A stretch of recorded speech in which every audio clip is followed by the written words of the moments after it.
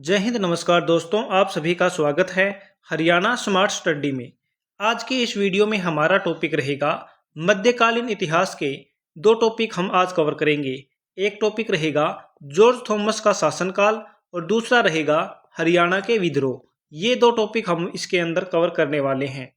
पहले हम थ्योरी को कवर करेंगे और उसके बाद में हम PYQ क्वेश्चन जो कि हरियाणा के एग्जाम्स में पूछे गए हैं उनको कवर करेंगे। और यह जो विक्ट्री बैच है ये सभी बच्चों के लिए बिल्कुल फ्री है और इसकी PDF आपको टेलीग्राम ग्रुप में मिलेगी। डिस्क्रिप्शन में आपको लिंक दिया मिलेगा, आप वहां से टेलीग्राम ग्रुप को ज्वाइन कीजिएगा, वहां पे आपको इसकी PDF मिल जाएगी। बात करते हैं जॉर्ज थॉमस का शासनकाल की। सबसे पहले बात करेंगे जो जॉर्ज थॉमस था इसका जन्म कहाँ पे हुआ था? 1756 में। कब हुआ था? 1756 में। कहाँ पे? आयरलैंड में। और आयरलैंड में भी कहाँ पे? टिप्पीरेरी गांव में। कहाँ पे? टिप्पीरेरी नामक स्थान पे इसका क्या हुआ था? जन्म हुआ था। और इनके जो माता पिता थे वो बिल्कुल निर्धन थे, इसके लिए इन्होंने कोई भी शिक्षा प्राप्त नहीं की। इसीलिए इन्होंने कोई शिक्षा प्राप्त नहीं की और घर छोड़ दिया था। और यह क्या बन गया था? एक समुद्री लुटेरा बन गया था। भारत में कब आया था? 1782 ईस्वी में। कहाँ पे पहुंचा था? कौन से तट पर पहुंचा था? तो मद्रास के तट पर। कौन से तट पर पहुंचा था? मद्रास के तट पर पहुंचा था। लेकिन कोई व्यापार नहीं मिलने के कारण वह दक्षिण भारत के जंगली कबीलाई सरदार पोलिंगरो के साथ मिलकर डाकुओं की तरह लूटमार करने लगा। किसके साथ मिलकर? पोलिंगरो के साथ मिलकर। सबसे पहले हैदराबाद के निजाम के पास तोपची के रूप में कार्य किया। सबसे पहले इन्होंने कहाँ पे कार्य किया? हैदराबाद के निजाम के पास तोपची के रूप में। 1787 में निजाम की नौकरी छोड़ दी और कहाँ पे पहुंच गया? दिल्ली पहुंच गया। और यहाँ पे दिल्ली जाकर किसकी सेना में भर्ती हुआ? बेगम समरू की सेना में। दिल्ली जाकर किसकी सेना में भर्ती हुआ? बेगम समरू की सेना में। रेवाड़ी का युद्ध, ये आपने कहीं पे नहीं पढ़ा होगा। रेवाड़ी का युद्ध होता है 1788-89 में। कब होता है? 1788-89 में। इसमें क्या होता है? ये युद्ध किन किन के बीच होता है? नवाब नजब कुली खान के बीच और शाह आलम द्वितीय के बीच। इन दोनों के बीच यह युद्ध होता है, जिसके अंदर शाह आलम द्वितीय की प्राणों की रक्षा कौन करती है? समरू बेगम। कौन करती है? समरू बेगम। और सगरुम जो समरू बेगम थी, इसकी सहायता किसने की थी? तो इसकी सहायता की थी जॉर्ज थॉमस ने, जो कि इसमें सहायता करने के कारण क्या बन जाता है? ये समरू बेगम का विश्वास पात्र बन जाता है। बेगम समरू ने जॉर्ज थॉमस को सबसे पहले अलीगढ़ के पास टप्पल यानी कि जो मेरठ की जागीर थी वो दी थी। सबसे पहले कौन सी जागीर दी थी? टप्पल की जागीर दी थी। 1792 ईस्वी में फ्रांसीसी सिपाहियों की बर्खास्तगी से लेकर बेगम की सेना के फ्रांसीसी अधिकारी थॉमस के क्या हो गए थे? विरोधी हो गए थे। और फ्रांसीसियों का नेता कौन था? लवासी। कौन था? लवासी। और बेगम ने लवासी की सलाह के लेकर थॉमस को क्या कर दिया था? सेवा मुक्त कर दिया था। बेगम समरू द्वारा सेना से निकाले जाने के बाद जॉर्ज थॉमस मराठा गवर्नर अप्पा खांडेराव की सेना में शामिल हो गया था। किसकी सेना में शामिल हो गया था? अप्पा खांडेराव की सेना में। और कब शामिल हुआ था? तो यह शामिल हुआ था 1793 ईस्वी में। कब शामिल हुआ था? 1793 ईस्वी में मराठा गवर्नर अप्पा खांडेराव की सेना में शामिल हुआ था। और इन्होंने अप्पा खांडेराव ने इनको सबसे पहले कौन सा क्षेत्र दिया था? तो सबसे पहले दिया था मेवात का क्षेत्र। किसको दिया था? जॉर्ज थॉमस को। 1794 ईस्वी में जॉर्ज थॉमस ने बहादुरगढ़ और झज्जर को लूटा। कब लूटा था? 1794 ईस्वी में। जिसे खांडेराव ने थॉमस के कार्यों से प्रसन्न होकर मेवात के अलावा कौन कौन सी जागीर दी थी? झज्जर की, पटौदी की और आसपास के कुछ गांव भी उसे जागीर में दिए थे। 1796 ईस्वी में हिसार में अपने निवास स्थान का निर्माण करवाया। कहाँ पे करवाया था? हिसार में। जिसका नाम क्या रखा गया था? जॉर्ज कोठी या फिर जहाज कोठी। और ये कहाँ पे था? हिसार में। जॉर्ज थॉमस के निवास स्थान का नाम क्या है? जॉर्ज कोठी या जहाज कोठी, जो कि कहाँ पे है? हिसार में। 1797 ईस्वी में जॉर्ज थॉमस ने हांसी को अपनी राजधानी बनाया। जॉर्ज थॉमस ने हांसी को अपनी राजधानी कब बनाया था? 1797 ईस्वी में। और हांसी के किले का क्या करवाया था? पुनर्निर्माण करवाया था। 1798 ईस्वी में जॉर्ज थॉमस ने जींद पर आक्रमण करके राजा भाग सिंह को हराकर जींद को जीत लिया था। कहाँ पे आक्रमण किया था? जींद पर आक्रमण किया था। और उस समय राजा कौन थे? भाग सिंह थे। कौन थे? भाग सिंह थे। उनको क्या कर दिया था? पराजित किया था। और 1799 ईस्वी में जॉर्ज थॉमस ने जींद को छोड़ना पड़ा था। हांसी में जॉर्ज थॉमस ने एक टकसाल स्थापित करवाई थी और अपने नाम पर सिक्का ए साहिब चलाए। टकसाल कहाँ पे स्थापित करवाई थी? हांसी में।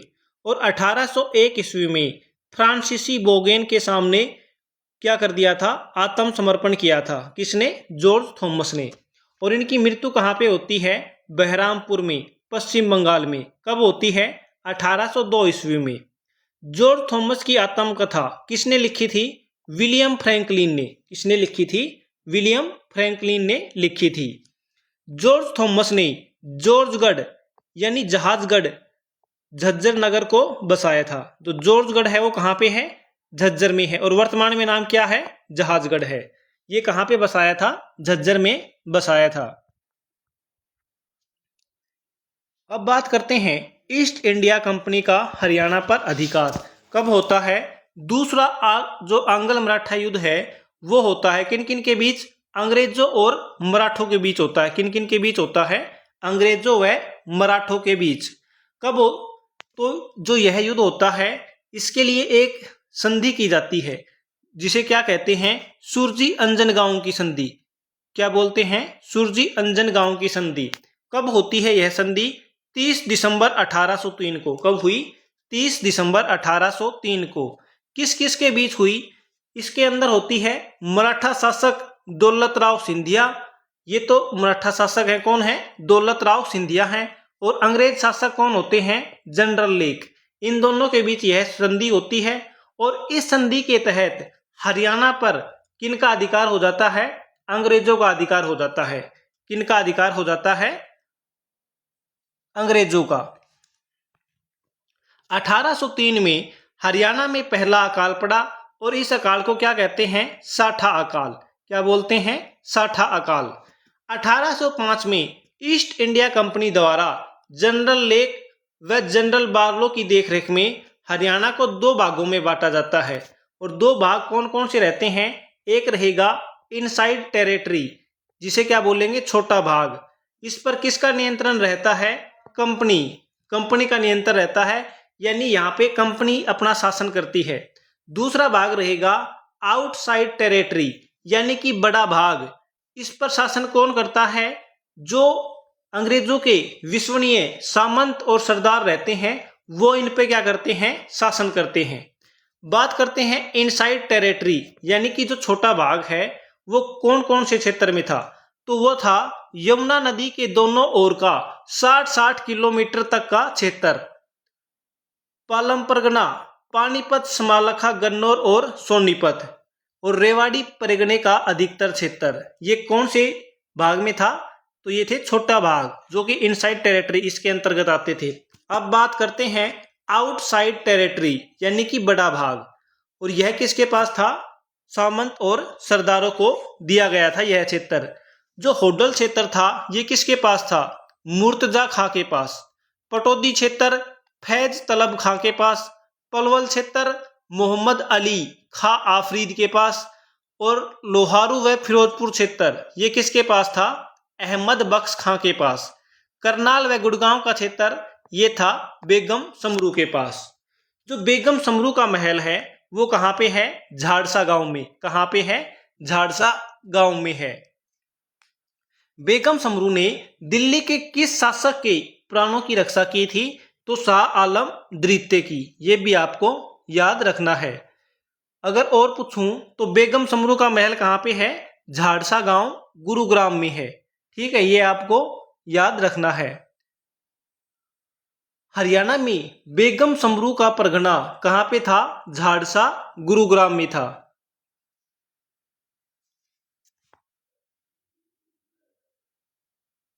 रेवाड़ी परगने के 87 गांव किसके पास थे? राव तेज सिंह के पास थे।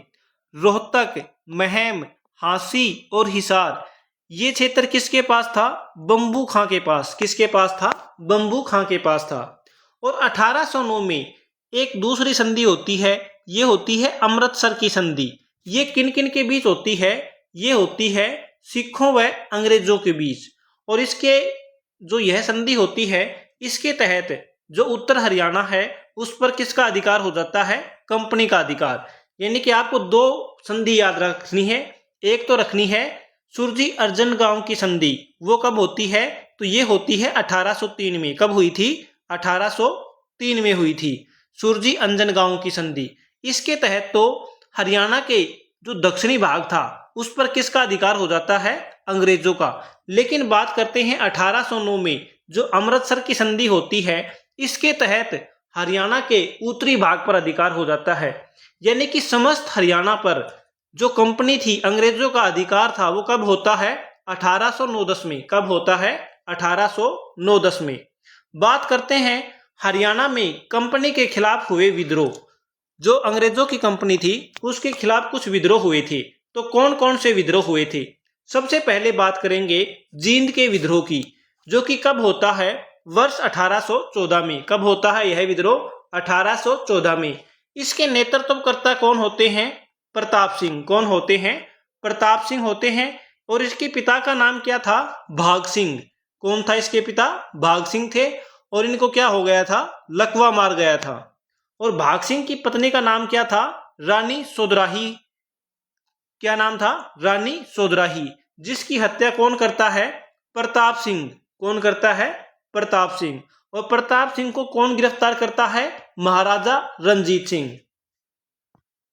बात करते हैं दूसरे युद्ध की, छछरौली का युद्ध, जो कि कहां पे है? यमुनानगर में।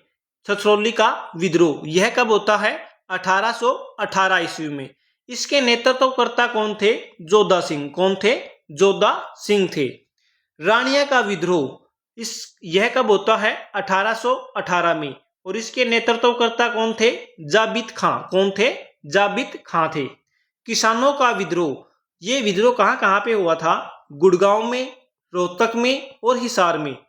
और यह विद्रोह कब हुआ था? 1824 में। और इसके नेतृत्वकर्ता कौन थे? सूरजमल थे। कौन थे? सूरजमल। बनावली का विद्रोह ये कब होता है? 1835 में। कब होता है?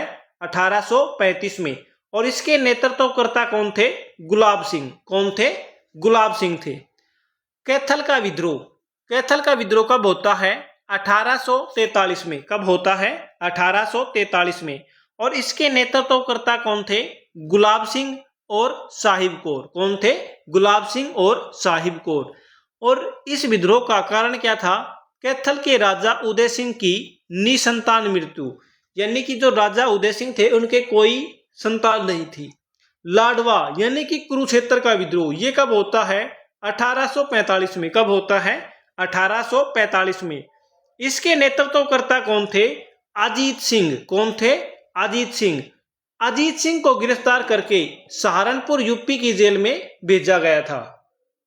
अब इनसे रिलेटेड इंपोर्टेंट क्वेश्चन कवर करते हैं।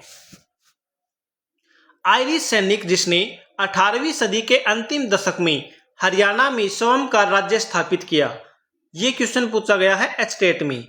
तो इसके ऑप्शन हैं Charles Elliot, R Edson, George Thomas, J Thomas. तो इसका राइट आंसर रहेगा ऑप्शन डी, जॉर्ज थॉमस। कौन रहेगा? जॉर्ज थॉमस रहेगा।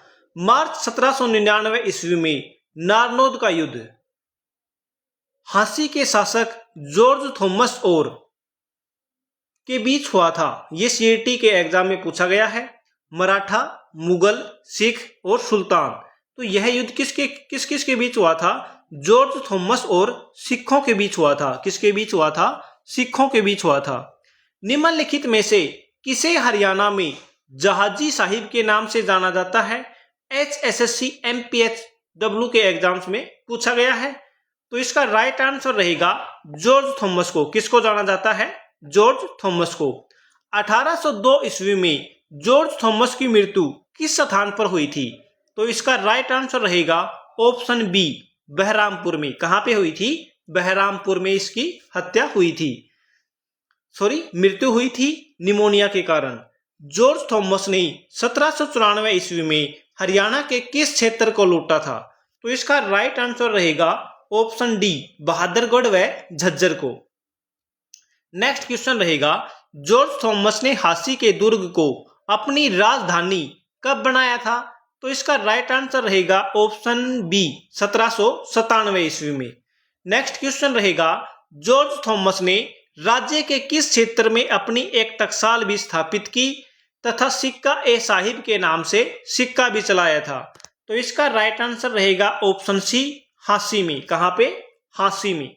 नेक्स्ट क्वेश्चन रहेगा, जॉर्ज थॉमस द्वारा गठित राज्य में कुल कितने परगने थे? तो इसका जो राइट आंसर रहेगा वो रहेगा ऑप्शन ए, कितने परगने थे?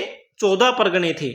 नेक्स्ट क्वेश्चन रहेगा, जॉर्ज थॉमस और सिखों के मध्य जो नारनौंद का युद्ध हुआ था वो कब हुआ था? तो नारनौंद का जो युद्ध हुआ था वो हुआ था मार्च 1799 में। कब हुआ था? मार्च 1799 ईस्वी में।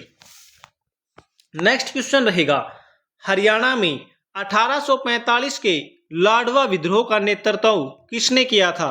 तो इसका नेतृत्व किसने किया था? ऑप्शन बी, अजीत सिंह ने। लाडवा जो विद्रोह का नेतृत्व है वो किसने किया था? अजीत सिंह ने किया था। 1833 में ब्रिटिश ने हरियाणा से संबंधित एक नए उत्तर पश्चिम प्रांत का गठन किया, जिसका मुख्यालय कहां पे है?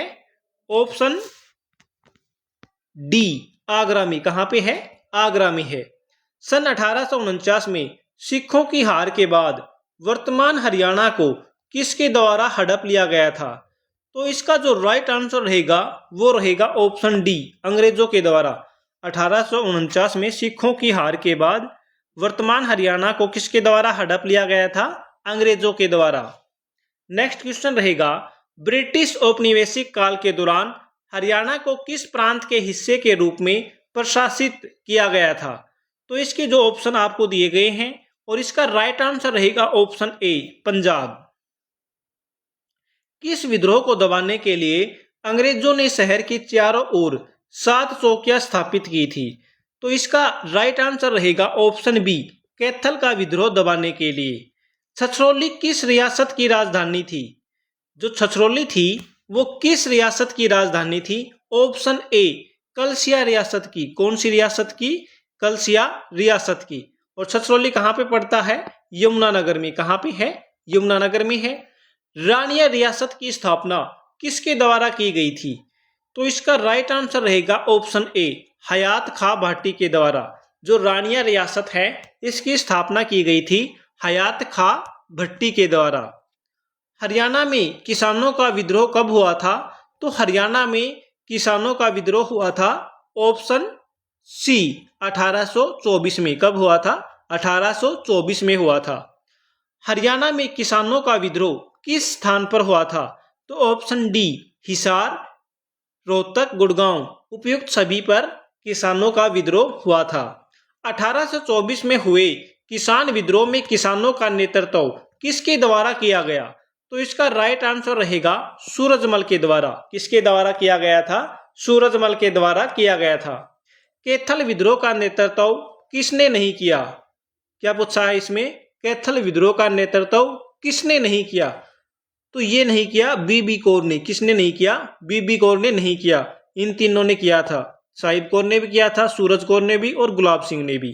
कैथल विद्रोह का नेतृत्व इन तीनों ने किया था। तो दोस्तों इसी के साथ यह हमारा सेशन समाप्त होता है।